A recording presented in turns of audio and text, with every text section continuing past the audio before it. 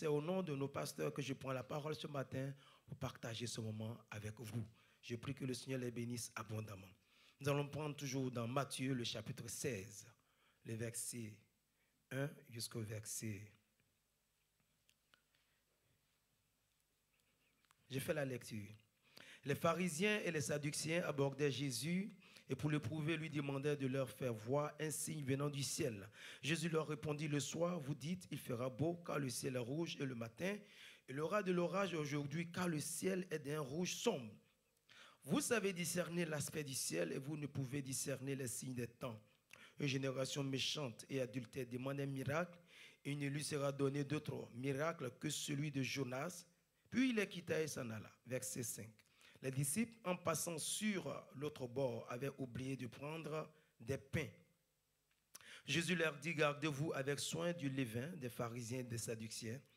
Les disciples raisonnaient en eux-mêmes en disant, est-ce parce que nous n'avons pas pris de pain? Jésus l'ayant su dit, pourquoi raisonnez-vous en vous-même, gens de peu de foi, sur le fait que vous n'avez pas pris de pain? Êtes-vous encore sans intelligence et ne vous rappelez-vous plus les 5 pains des 5000 hommes et combien de paniers vous avez emportés, ni les 7 pains des 4000 hommes et combien de corbeilles vous avez emportés?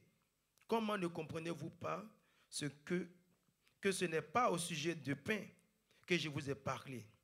Gardez-vous du levain des pharisiens et des sadduciens. Verset 12. Alors il comprit que ce n'est pas du levain, du pain qu'il avait dit de se garder, mais de l'enseignement des pharisiens et des sadducéens. Seigneur notre Dieu, que ton nom soit béni pour ta présence au milieu de nous. L'heure est venue d'écouter ta parole. Dieu souverain, Dieu tout-puissant, parle-nous ce matin. Parle à chacun de nous ce matin. Je t'en supplie, je te demande pardon. Fais grâce notre Dieu, de sorte que notre cœur puisse s'ouvrir ce matin et comprendre tes enseignements. Je vais être un canal, simplement un instrumental, mais Seigneur Dieu. Saisis-toi de chacun de nous ce matin et glorifie-toi au nom de Jésus. Amen. Et voilà. Nous saluons tous nos amis qui nous visitent ce matin, notre frère et son épouse, ainsi que bien d'autres personnes. Soyez les bienvenus, que le Seigneur vous bénisse. Voilà. Et comme vous le savez, nous sommes dans le grand thème de l'année qui nous dit de lever les yeux, de regarder les champs qui blanchissent déjà pour la moisson. Pour continuer dans le grand thème, nous avons un sous-thème ce matin, c'est le maître de la moisson nous met en garde contre les fausses doctrines. Le maître de la moisson nous met en garde contre les fausses doctrines. Voici le sous-thème que nous allons traiter ce matin. Le maître de la moisson nous met en garde contre les fausses doctrines. Le passage que nous avons lu, pour résumer cela, le résumé se trouve au verset 12. Il dit, alors il comprit que ce n'est pas du levain de pain qu'il avait dit de se garder, mais de l'enseignement des pharisiens et des sadduciens. Ça, c'est le résumé de ce que nous avons lu. Jésus met en garde ses disciples contre l'enseignement des pharisiens et des sadduciens.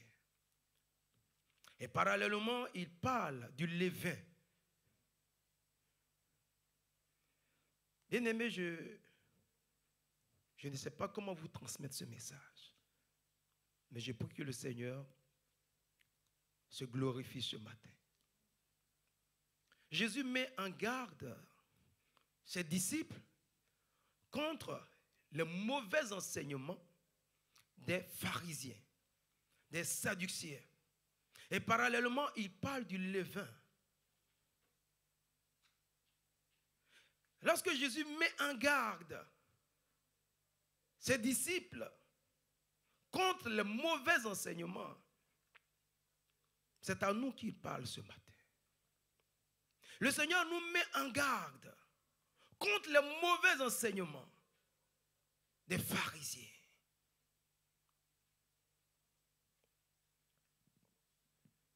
Quand on parle des pharisiens, n'allons pas chercher ailleurs, n'allons pas chercher loin. Quand on parle des mauvais enseignements des pharisiens, n'allons pas chercher loin.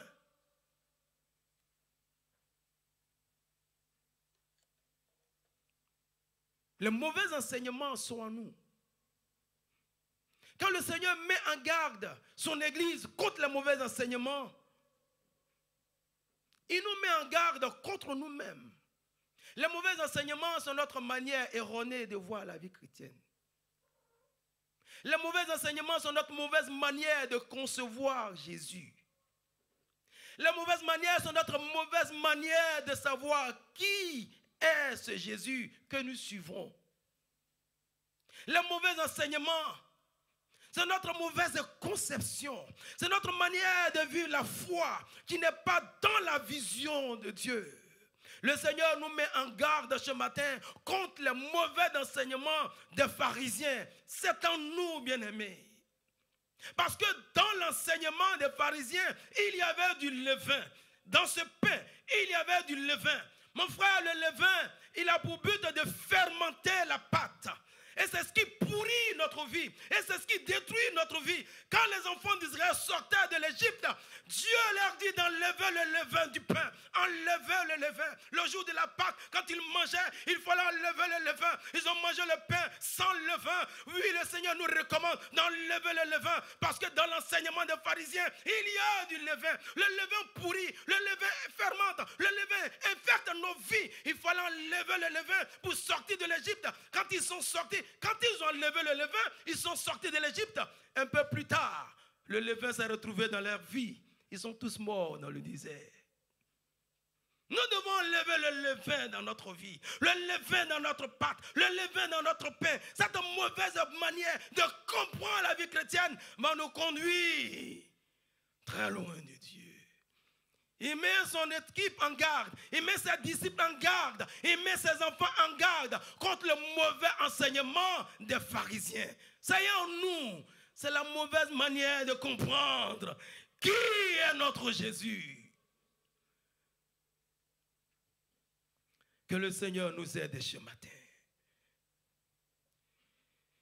Alléluia.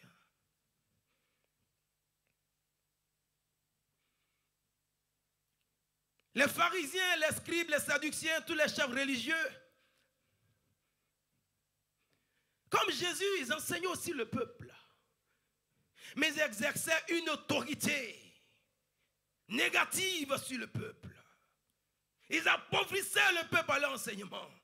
Ils détruisaient la vie du peuple à l'enseignement. Parce que dans cet enseignement, il y a du levain.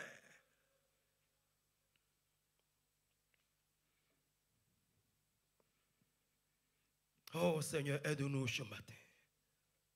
Leur enseignement était basé sur la loi, sur les commandements. Et ils allaient même au-delà de la loi. Ils ajoutaient maintenant les traditions. Et le peuple devenait de plus en plus malheureux. Jean-Baptiste se baptisait. Jésus aussi, avec ses disciples, ils baptisaient, mais ils n'ont jamais eu de problème. Ils ne baptisaient pas ensemble.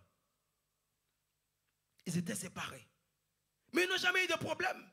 Parce qu'ils allaient dans la même vision, dans la même direction. Les pharisiens enseignaient, les sadduciens enseignaient, Jésus aussi enseignait, mais ils ne s'entendaient jamais parce que leur enseignement était opposé à l'enseignement de Jésus. Ils s'opposaient toujours à l'enseignement de Jésus. Pendant que Jésus prêchait la grâce, pendant que Jésus enseignait la grâce, ils enseignaient la loi, ils enseignaient les coutumes, ils enseignaient les traditions. Pendant que Jésus enseignait la loi, ils étaient encore dans les rites, ils étaient encore dans la loi, ils étaient encore dans le commandement. Et c'est ce qui fait qu'ils ne s'entendaient pas. Leur enseignement, l'enseignement qui contient du levain, faisait souffrir le peuple. Ça fait souffrir le chrétien. Le chrétien qui n'a pas encore compris qui est Jésus, il ne fait que souffrir. Il ne fait que souffrir. Ne va pas chercher ailleurs les pharisiens. Ne va pas les chercher ailleurs. Ils sont chacun de nous. C'est notre conception. Et un jour, il aura un clic dans ton cœur. Et quelqu'un a découvert ce que c'est que l'électricité, ce que c'est que tel appareil Oui, et puis tu comprendras. Ah. Mais la vie chrétienne, je l'ai vécue pendant 20 ans, mais je n'avais pas compris. Ce matin, le Seigneur nous met en garde contre les mauvais enseignements des pharisiens. La loi dit que cette femme qui a commis l'adultère, elle doit mourir par lapidation. Mais la grâce dit, l'enseignement de Jésus dit, celui qui n'a jamais péché, jette la première pierre. La loi dit que les prostituées, les lépreux et les impurs doivent être mis dans le cas. La grâce dit, je les touche, je les guéris, je les libère. L'enseignement des pharisiens, la loi des pharisiens condamne, mais la grâce libère. La grâce pardonne. La grâce relève et rétablit l'homme dans le bon sens. Et tu retrouves toutes tes facultés. Quand vous prenez note dans Matthieu 19, le verset 3 à 9, les pharisiens ont dit à Jésus, la loi de Moïse, Matthieu 19, 3 à 9, ils disent la loi de Moïse nous permet de répudier une femme. Toi, la grâce, qu'est-ce que tu dis?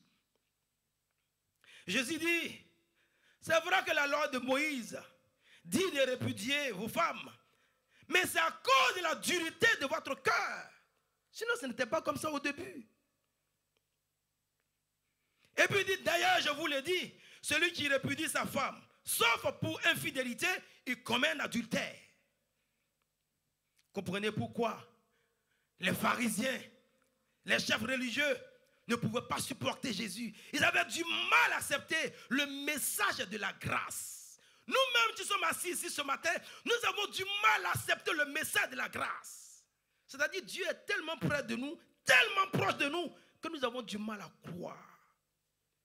Tu as du mal. Jésus était là. Il était là. Il cherchait. Mais ce qu'il cherchait était là. Que le Seigneur nous aide ce matin à accepter le message de la grâce du Père manifesté en Jésus. Nous avons du mal ce matin. Nous avons du mal nous aussi à accepter le message de la grâce. La grâce du Père manifestée en Christ Jésus. La grâce dit de pardonner et d'aimer nos ennemis. La grâce dit de prier pour nos ennemis. C'est difficile ça. Comment quelqu'un qui m'a fait du mal?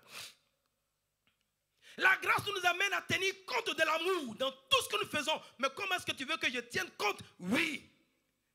Nous avons du mal à accepter cela. Les pharisiens avaient du mal à accepter cela. C'est ce qui fait que nous marchons sous la grâce. Nous vivons sous la grâce. Mais nous nous comportons comme si nous étions sous la loi. Alors que nous sommes dans la grâce. La grâce était là. Il parlait avec la grâce. La grâce était là. Mais il ne pouvait pas comprendre. Et quand tu ne peux pas comprendre, généralement tu as du mal à accepter. Que le Seigneur nous aide ce matin. La grâce nous libère de la loi. La grâce nous libère de notre passé. La grâce oublie ton passé. L'ennemi ramène ton passé. La loi ramène ton passé. Le diable ramène ton passé. Tout ce que tu as fait, il te ramène, il te culpabilise, il te condamne. Et il te dit, est-ce que tu vois l'erreur que tu avais faite? Voici la conséquence. La grâce te dit ce matin, je t'ai pardonné et j'ai oublié. L'ennemi revient encore. Oh Seigneur notre Dieu. Voilà pourquoi Jésus dit, dans Jean le chapitre 8, le verset 36, il dit, si le Fils de l'homme vous a franchi, vous serez réellement libre. C'est-à-dire, si tu as compris ce message, tu seras libre. Jean 8, 36. La grâce, c'est la faveur imméritée de Dieu. La grâce, c'est le don immérité de Dieu. La grâce, c'est l'amour immérité de Dieu. Bien aimé, si un prisonnier qui est condamné, il est condamné à 50 ans de prison. Suivez avec moi. 50 ans de prison. Et ce prisonnier-là, il reçoit la grâce présidentielle. On lui dit que le président a pris un décret et vous êtes tous libérés. Et il se réjouit, il remercie le président, il fait un courrier même pour lui dire merci, il est content, il va fêter. Et puis il reste en prison là-bas, il reste dans la prison. La grâce qu'il a reçue, où est son sens? La grâce a un sens lorsque nous l'acceptons. Nous avons manifesté la joie ce matin parce que nous avons entendu que nous sommes libérés. On nous a dit que Jésus a tout payé. C'est la vérité. Et nous nous sommes réjouis. Nous nous réjouissons toujours. Mais Dieu nous pose la question ce matin. Est-ce que tu as accepté la grâce? On ne se limite pas à croire à un don. Si tu me fais un cadeau, maman, et je te dis merci, et je laisse le cadeau là, ça n'a pas de sens. On ne se limite pas à croire à la grâce, à croire en Jésus, à croire au Saint-Esprit, à croire en Dieu. Il faut l'accepter. Il faut accepter Jésus dans ta vie. Il faut accepter Jésus en toi. Il faut que Jésus fasse partie de ta vie. Il faut que tu vives ton Jésus. Il faut aller au-delà de la croyance. Bien-aimé, est-ce que Dieu parle à quelqu'un ce matin? Le Seigneur nous met en garde contre le mauvais enseignement des pharisiens. N'allez pas chercher les pharisiens ailleurs. Les pharisiens sont chacun de nous. Et dans l'enseignement des pharisiens, il y a du levain. Le levain fermente la pâte. Le Seigneur veut enlever le levain. Pour que cette pâte, tu vas te donner le bon pain. Jésus dit, je suis le pain de vie. Ah, j'ai du mal à te transmettre ce message. Franchement dit, parce que je l'ai reçu en pleurant, je ne sais pas comment te le remettre. Nous ne devons pas nous contenter de croire en ce bon Jésus. Alléluia. Si notre foi se limite à la croyance, notre croissance spirituelle va s'arrêter. Il faut noter cela. Si ta foi se limite à la croyance, ta croissance spirituelle va se bloquer, ça va se stopper, ça va s'arrêter, ta vision va s'arrêter. Il ne faudrait pas que notre foi se limite à la croyance. Nous devons aller de l'avant en acceptant le don de Dieu. Alléluia. Merci Seigneur. Nous devons accepter Jésus. Nous devons l'accepter. Pas croire en lui seulement. La croyance, ça c'est ce qui t'a amené à l'église. La croyance, c'est ce qui fait que toi et moi nous sommes assis ici. Maintenant nous devons croire. Nous devons accepter Jésus. Accepter mon doux Jésus. Mon Jésus. Ce n'est pas le Jésus dont j'ai entendu parler. Il dit, mes oreilles avaient entendu parler. Ça faisait des années qu'il était dans l'église de Dieu. Il entendait. Aujourd'hui, mes yeux t'ont vu. Sa conception a changé. Sa manière de vivre, sa foi a changé. Sa manière même de s'approcher de Dieu a changé. Nous devons accepter.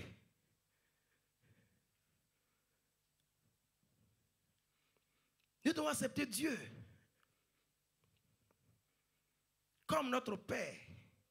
Nous l'avons accepté comme notre Dieu. Mais nous n'avons pas encore compris qu'il faut accepter Dieu comme notre Père céleste.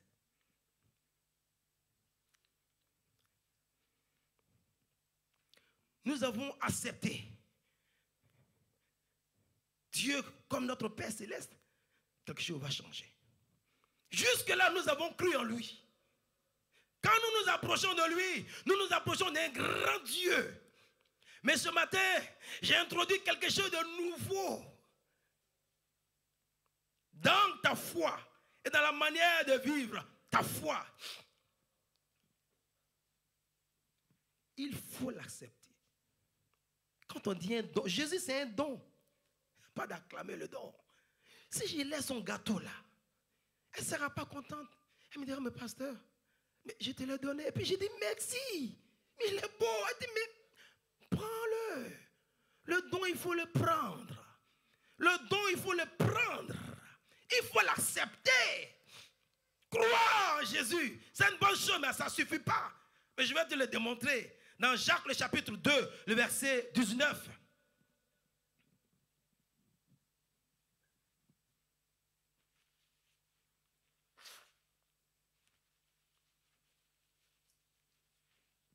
C'est affiché? Voilà.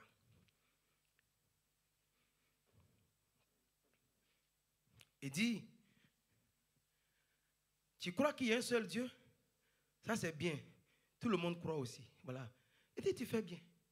Même les démons là, ils croient et puis ils tremblent. Il n'y a pas tremblé là. Mais ça s'arrête là, à la croyance. Il ne peut pas aller au-delà. Il ne peut pas l'accepter. Mais toi et moi, nous pouvons l'accepter. C'est écrit là. C'est-à-dire, si tu t'arrêtes de nouveau, parce que si je dis démon, c'est comme si je t'ai parlé mal. Si tu t'arrêtes là, à ce niveau-là de compréhension, tu ne découvres pas. Tu découvres Dieu, tu ne découvres pas le Père. Eux-mêmes, ils croient et puis ils tremblent. Ils tremblent. Ils tremblent même. Mais toi et moi, nous devons aller au-delà de croire. L'essentiel n'est pas d'aller voir le médecin. Si tu vas voir le médecin, et puis tu sors, ce qu'il t'a prescrit, Papa Jean, c'est un médecin. Ce qu'il t'a donné, tu es venu, tu n'as pas pris, mais tu ne seras pas guéri. Tu seras content. Non, je suis allé voir mon médecin, c'est beau à entendre. Je suis allé voir le médecin là, oui, mais est-ce que ce que Papa Jean t'a prescrit, tu as pris? Est-ce que tu as avalé le comprimé? Tant que tu n'avales pas, la guérison ne viendra pas. Voilà pourquoi ça dure. Voilà pourquoi on n'arrive pas à décoller. Nous sommes restés au stade de la croyance. Au stade de la croyance. Oh Seigneur notre Dieu. Je vais vous donner un peu plus d'exemples encore. Dieu visite Rebecca. Ça fait 20 ans qu'elle est stérile. Prenez note dans Genèse 25, 21 à 34. 20 ans qu'elle est stérile. Mais il faut la grâce de Dieu. La grâce de Dieu vient. Et Rebecca tombe enceinte de 2 jumeaux. Avant la naissance des enfants, Dieu lui dit, le plus grand sera assujetti au plus petit, c'est-à-dire le plus petit sera le plus grand, c'est lui qui sera l'héritier spirituel. Amen. Comment elle a été enceinte? C'est la grâce de Dieu. 20 ans de stérilité, il faut la grâce de Dieu. Donc la grâce s'est manifestée. Et la grâce lui dit comment ça va se passer. Le plus petit, là, c'est lui qui sera le plus grand. Dès que Dieu a fini de parler, dès que Rebecca a fini d'accoucher, Rebecca cherche à positionner Jacob. Non! Elle cherche maintenant à lutter pour que Jacob, comme Dieu avait dit, soit l'héritier. Et puis elle commence à faire des faux coups. Jacob lui-même aussi, il commence à aller dans ce sens. Il va tromper son papa, il va gruger, Non, ce n'est pas ce que la grâce a dit. La grâce, il faut l'accepter. Ésaü, le grand frère, qui lui aussi, il va vendre son droit d'aînesse. Après maintenant, il va chercher à racheter. Il va chercher aussi à plaire à son papa. Il va chercher des moyens, lui aussi, pour devenir l'héritier. Qu'est-ce que la grâce avait dit? Quand ils ont fini de faire tout cela, la famille s'est divisée. Si tu acceptais la grâce, comme Dieu l'a dit, la famille serait restée compacte, unie et puis joyeuse. Nous avons du mal à accepter la grâce. Nous voulons, elle veut arranger. Non. Laisse les choses vont faire. Ça va se faire. Ça va se faire. Qu'est-ce que Dieu t'a dit? Que le plus petit sera le plus grand. Il t'a dit oui ou non? Oui, il a dit. Maintenant, moi je vois qu'on dirait qu'il va pleuvoir. Non, ne regarde pas ça. Je vois que ça. Non, laisse ça. Crois en la grâce. Crois en la parole. Accepte maintenant. Tu as cru. Passe maintenant à accepter. Reste tranquille. Reste tranquille dans cette église. Reste là. Reste tranquille. Je ne te parle là de Jésus. Je ne te parle pas d'une religion. Celui qui visite ses enfants, et quand il vient chez toi, tu n'as pas de mots. Il est plus qu'une grande personnalité. Et il le fait humblement. Il vient chez ses enfants. Quand il vient, il trouve la porte fermée. Tu n'es jamais là. tu n'es pas prêt à l'ouvrir. Et les Juifs, les pharisiens, ils lui résistent. Ils n'avaient que le langage de Moïse. Nous, non. Alléluia. Oh Seigneur notre Dieu. Nous n'avons pas de combat à mener. Maman Rebecca, non, parce que celui-là, Dieu m'a dit, et puis tu n'as pas de combat à mener. Jésus a déjà mené le combat et il a gagné. Nous devons accepter la victoire de Jésus. Il ne faut pas acclamer la victoire de Jésus. Il n'y a pas de combat. Le combat est déjà fait. Si vous voyez que nous ne décollons pas, c'est parce que nous sommes au stade de croire. Nous n'avons pas encore accepté. J'arrive. Alléluia. Dans Jean le chapitre 5, le verset 18 à 19, Jésus révèle aux Juifs que Dieu est notre Père. Jean 5, 18 à 19. Jésus dit, tu peux nous l'afficher, on va lire.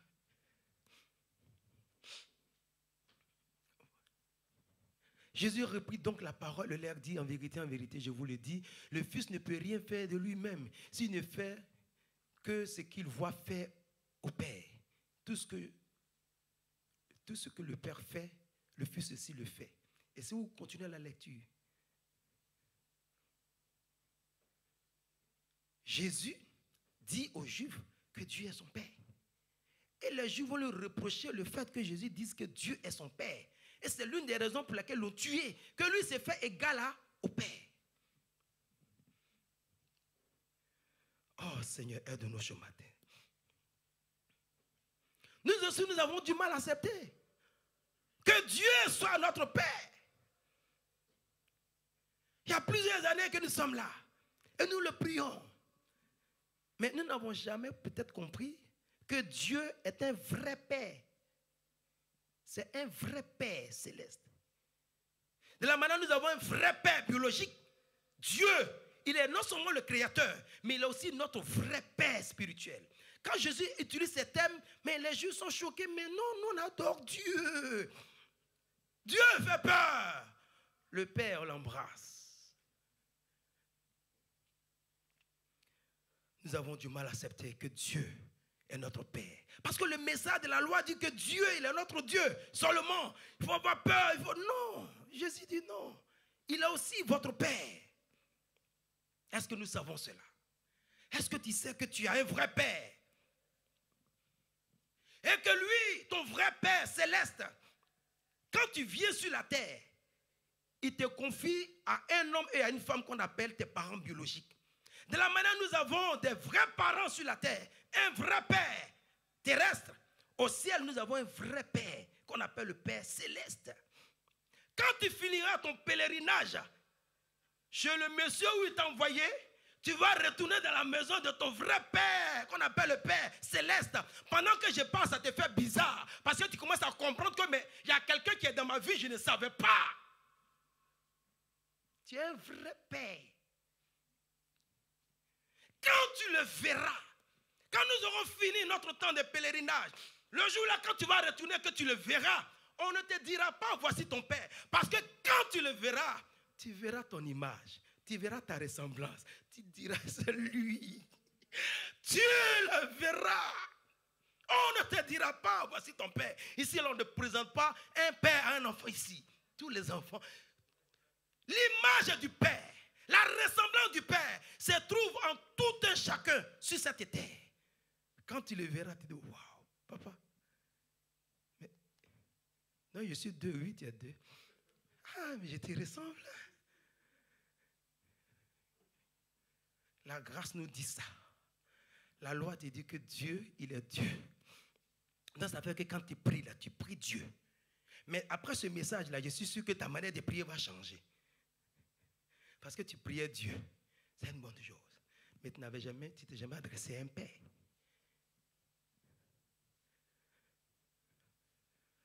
Il nous met en garde contre les mauvais enseignements des pharisiens. Ça éloigne l'homme de Dieu. Ça éloigne l'homme de Dieu. Le monsieur lui dit que je n'ai personne, mais j'étais dans l'eau. Toi, tu n'as personne. Dieu même te pose la question ce matin. Toi, tu n'as personne. Je n'ai personne. Oh, toi, tu n'as personne. Qui t'a dit que tu n'as personne? Comment toi, tu es venu sur la terre? Il dit à Jésus, je n'ai personne. Comment tu n'as personne? Tu penses que je te connais à date d'aujourd'hui? Il dit, avant même que tu ne sois dans le ventre de ta maman, là. Mais je te connaissais, non? N'est-ce pas que c'est moi qui t'ai formé? Quand tu n'étais qu'une goutte de sang. Même quand tu n'existais pas. Avant l'existence. Celui qui crée l'existence. Est-ce qu'on se comprend dans mon pauvre français? Lui qui crée l'existence, lui crée la vie. Et toi, tu lui dis que moi, je n'ai personne. Jésus voulait lui dire, mais il faut bien regarder. Tu ne vois pas ton image là? Allez, lève-toi. Allez. Et puis il s'est levé et il est parti. Alléluia. Vous voyez comment c'est difficile à transmettre un tel message? Que toi tu es seul. Que toi tu n'as personne. Qui t'a dit que tu es seul? Qui t'a dit que tu n'as personne? Ça c'est l'enseignement des pharisiens. L'ennemi il est derrière cet enseignement. Et puis il nous manipule. Nous avons vu la dernière fois, le dimanche dernier, que croire en Dieu, c'est facile. Mais c'est accepter la parole de Dieu là qui est difficile. Que le Seigneur nous aide ce matin. Nous avons un Père céleste. Et c'est ce Père céleste que Jésus nous révèle ce matin. Il nous le révèle ce matin. Alléluia. Nous allons lire Matthieu 6, 32. Et puis c'est fini.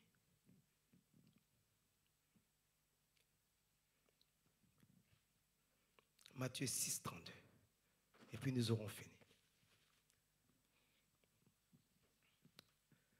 Alléluia. Matthieu 6, 32. Il dit, car toutes ces choses,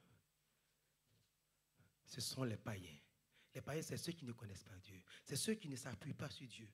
Ceux qui ne comptent pas sur Dieu. Ceux qui comptent sur leurs propres ressources. Ils ne comptent pas sur l'argent de Dieu. Ils ne comptent pas sur la santé de Dieu. Ils ne comptent pas sur l'amour de Dieu. Ils ne comptent pas sur la force de Dieu. Ils ne comptent pas sur la présence de Dieu. Il dit, car ces choses-là, ce qui est cité plus haut, vous pouvez lire tout le passage. Il dit, ce sont les païens qui les recherchent. Mais pour vous, votre Père céleste, on l'appelle le Père céleste, ton Papa céleste. Il sait. Parce que le vous là, comme c'est au pluriel, on va l'amener au singulier. Il sait de quoi tu as besoin. Ils n'ont pas accepté ce message. Ils n'ont pas accepté ce message. Ils voulaient seulement que Dieu reste leur Dieu. Ils n'ont jamais accepté que Dieu soit leur Père. Est-ce que nous voulons accepter ce matin ce tendre Père, ton papa? Non, mon papa est décédé. Oui, ton papa est décédé. Mais tu n'es pas seul. Tu as aussi ton Père céleste. Cet homme-là, c'est ton père biologique. C'est vrai. Mais ton Père céleste, c'est lui qui t'a envoyé chez ton Père biologique pour un temps de pèlerinage. On se reverra tous. Il n'y a pas lieu. Le chrétien ne vit pas comme s'il n'y a plus d'espoir. Non, la vie est devant nous. Mais en Christ, c'est le message de la grâce. Que Dieu bénisse son peuple. Amen. On peut acclamer le Seigneur. Alléluia. Nous allons simplement nous tenir debout, prier un peu, et puis quelques annonces. Et puis nous allons rentrer. Oh Seigneur notre Dieu. Votre Père céleste sait que vous en avez besoin. Ton Père céleste sait que tu en as besoin. Il sait. Il sait. On ne peut pas supplier un parent ici de prendre soin de son enfant. Ça se fait instantanément. Mais comment est-ce que un père peut exister quand un enfant ne le reconnaît pas? On ne cherche pas à démontrer l'existence d'un père. on accepte. C'est comme quelqu'un dit, est-ce que tu es un père? Non, mais ça ne se pose pas. Bien sûr. Mais si toi-même tu dis non, moi je n'ai pas de père, tu fais un mur entre toi et ton père. Vois-le ce matin. Ton père céleste, mais adresse-lui là. Tu vas voir même que ta prière va changer. Ta prière va changer. C'est le message de la grâce. Le message de la grâce. Enlevons le levain.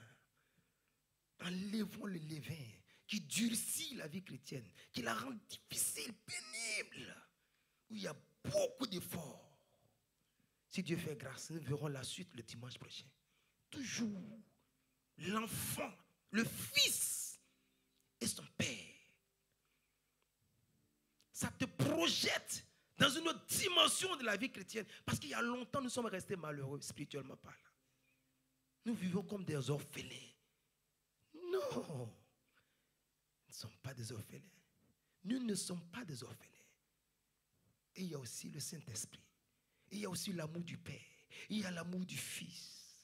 Et il y a tout ce que Dieu a mis à notre disposition lorsque Jésus est mort sur la croix.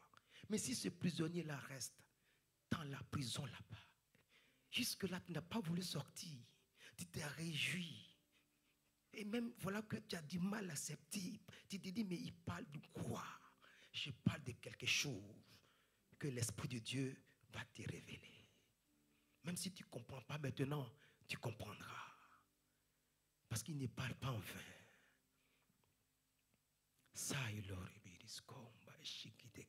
Tu croyais que tu étais seul.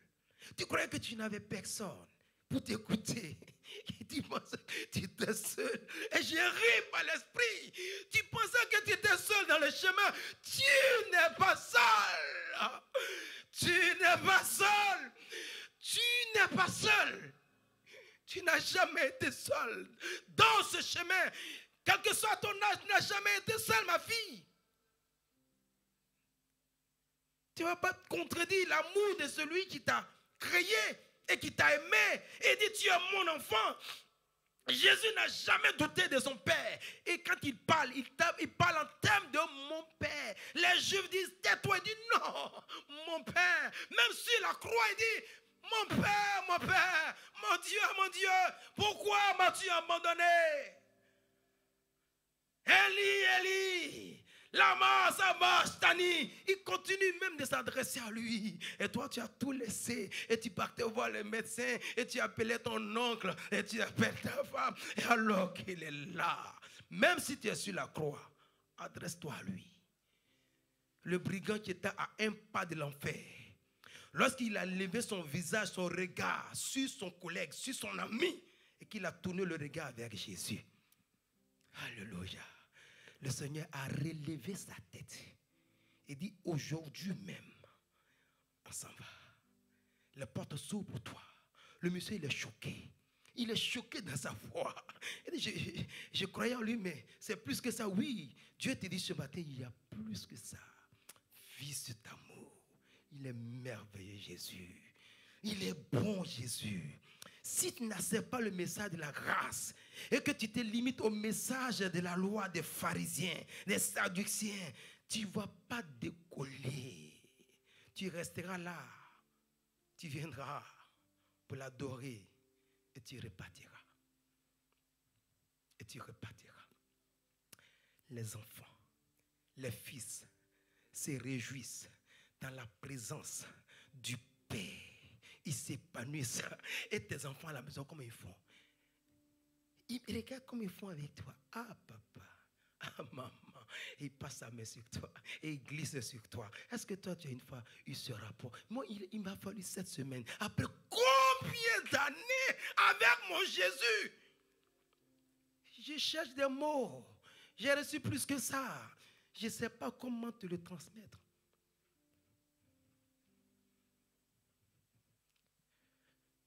Parle avec ton Dieu. Je vais m'efforcer pour m'arrêter et te laisser parler avec ton Père Céleste.